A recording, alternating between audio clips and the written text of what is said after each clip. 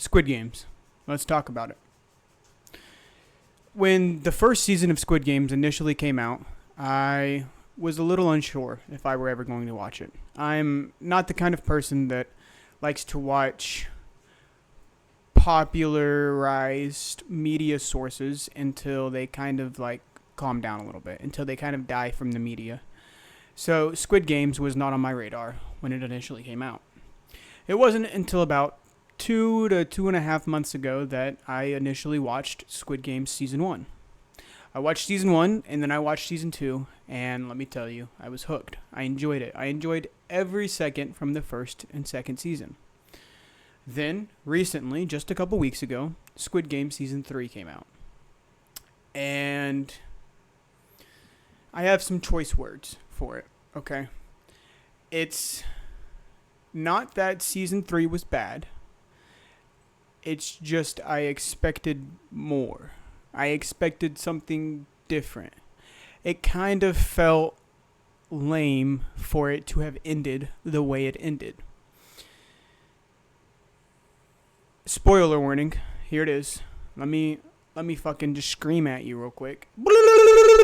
Spoiler warning. Wake up.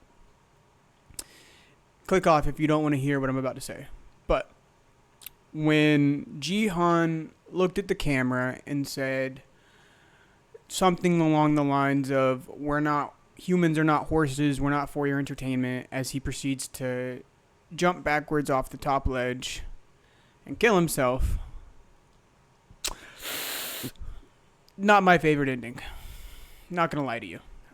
There were so many more things that could have happened, that should have happened, that did not. Just prior to the last game, for example, Ilon or Young Il or whoever the front man for this season was, he pulled Jihan aside and told him to, hey, basically, I'm going to give you this knife, go kill everybody. So it's just you and the baby left, and the game cannot be played with 2 players. Fast forward to the final round. Obviously, he's watching this, the front man, through the window. He doesn't expect him to kill the baby, but still forces a round through. I don't know. It was very confusing. Heartwarming part was when, his daughter got the money in the end, gave him the card, gave him the suit he was wearing, Yeah, it was a sad moment because, of course, the daughter was like, I never want to see that piece of shit again, but still. It was definitely very, what's the word? Disappointing. Yeah, I heard that word a lot. Disappointment. While there were some good twists, genuinely the only episode that I felt like was worth watching was the hide and seek episode. That's about the only one that resolved some of the issues from season 1 and season 2. Another one of my big complaints is that throughout the entire first and second season, you're expecting this detective guy to have a really big part, to finally get the peace that he has been searching for, to find his brother, and then he found him. And now you expect the big confrontation, you expect him to find the island, you expect all of this, and dude was literally on the island for no more than half an hour, because it was about to blow up. The only confrontation you get is with the front man going out there to grab player 222, the baby, and as he's grabbing him, his brother shoots the window open and is like, what? He just screams why multiple times. You don't get an answer. Front man rides the elevator down, never to be seen again until later in that episode where he's obviously in LA giving the daughter the money, etc., etc. You don't really get any closure, and it is very, very sad. The only happy real moment in the last episode is when the baby is delivered to the detective with the billions of yen or yuan or whatever the currency was.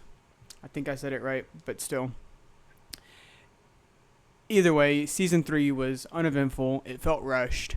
It didn't answer any of the other questions, but it also ended with Like, not a cliffhanger, but definitely an invitation to show you that there's going to be more. And now, let me talk about that. Squid Games is good. Squid Games is great. I enjoyed the series. Sure, I was disappointed with the finale, but in all end, I enjoyed the series. But now we should just, like that one song from the Lorax, let it die, let it shrivel up, and, like, Netflix is fitting to run this IP into the ground. There have already been leaks all over the internet for the next 5 or so Squid Game related material coming out. And it genuinely feels like this should not be happening. Squid Games needs to stay in its lane, and sure, a Squid Games USA would be interesting, but just the simple fact that we're tying back into the sequels and remakes topic that I bring up quite a bit just upsets me. They see something as a great marketing campaign, and don't get me wrong, the IP will be very profitable because people enjoy consuming the same media over and over and over again because it's comfortable, safe, and it never changes, and that's what they love about it. The Squid Games, this time it's going to be, oh man, nothing changes, it's comfortable, it's the Squid Games, it's so good.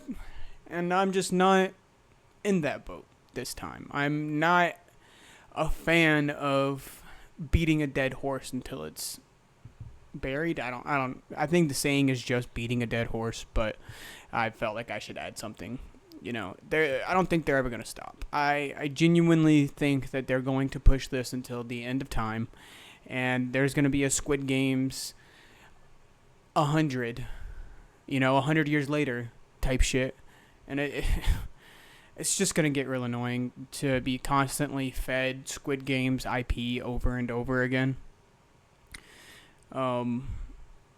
However, am I excited for Squid Games America to kind of see what they think our childhood games are, what they think is appropriate to call an American game. And hey, Netflix, if you're somehow watching this, I'd be happy to die in it, Sure, I'm shitting all over the fact that you guys are pushing the IP, but wouldn't that make it even better for you to kill me off as a side character? Hey, I'll do it. I don't care. It'd be fun, but that's besides the point. Anyways, yeah. Other than that, it's like, what are we doing? Sequels and remakes all the time. I know that's the dead horse I've been beating. But it's do we really need Squid Games World? Can we not stop after Squid Games USA? Can we not stop there? Can we just stop after Squid Games USA? We don't need a world, and we don't need the 4 other titles to follow. You know what I mean? It is upsetting.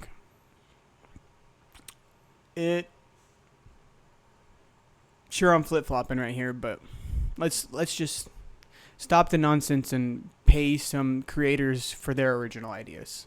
Let's take some original ideas out there and make them big and beautiful and give them that Hollywood magic. That's honestly it for now. It's pretty much all I had to say. Thank you for listening. Like and subscribe. The buttons are right down there, and it's free. So, it's free, but it helps me out. And that's all that matters. So if you made it to this point, I want to say thank you for the support. It means a lot.